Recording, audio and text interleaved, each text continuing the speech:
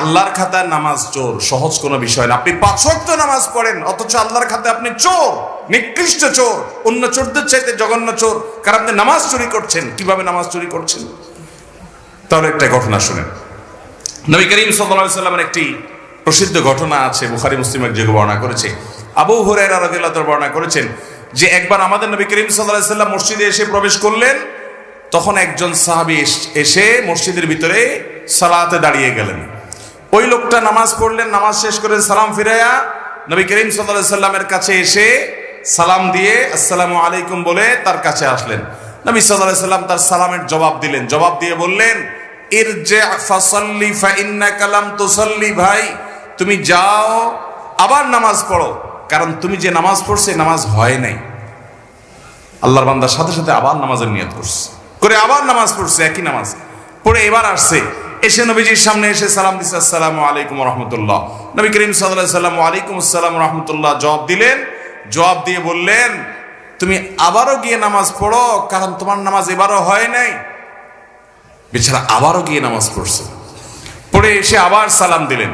এবারও নবী করিম সাল্লাল্লাহু আলাইহি ওয়াসাল্লাম জবাব দিয়ে বললেন, এবারও তোমার নামাজ হয় নাই, তোমাকে আবার পড়তে হবে, নামাজ হয় নাই। দেখেন, তখন সে সাহাবী বলেন, ইয়া রাসূলুল্লাহ ওয়াল্লাহি মা উহসিনু গায়রা হাযা, আমি এর চাইতে সুন্দর নামাজ তো আর পড়তে পারি না হে আল্লাহর রাসূল, আমি তো 3 বার পড়লাম, আমি ইচ্ছে ভালো পারি না। ফাআল্লিমনি, আমাকে অনুগ্রহ করে আপনি নামাজটা শিখাইয়া দেন। তখন নবী করিম সাল্লাল্লাহু আলাইহি ওয়াসাল্লাম বললেন, ঠিক আছে আসো তোমাকে নামাজ শিখাই।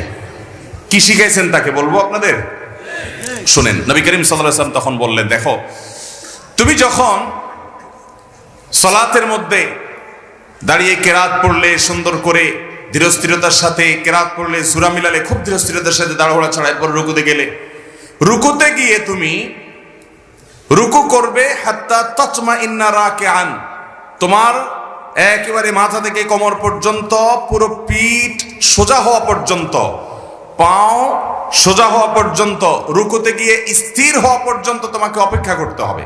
এরপর তোমার রুকু শুরু হলো, রুকু শেষ, তাসবিহ শেষ, এরপর তুমি আস্তে আস্তে সামি আল্লাহু লিমান হামিদা বলে দাঁড়াবে।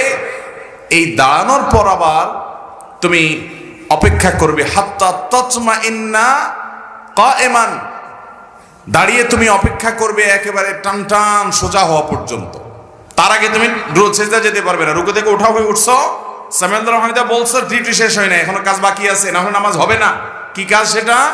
দাঁড়িয়ে সোজা হয়ে টান টান হয়ে দাঁড়াতে হবে, একটু অপেক্ষা করতে হবে।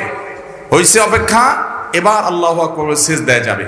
সিজদায় গিয়ে আবার তুমি সিজদায় গিয়ে কপালটা ফেললা, সুবহানাল্লাহ।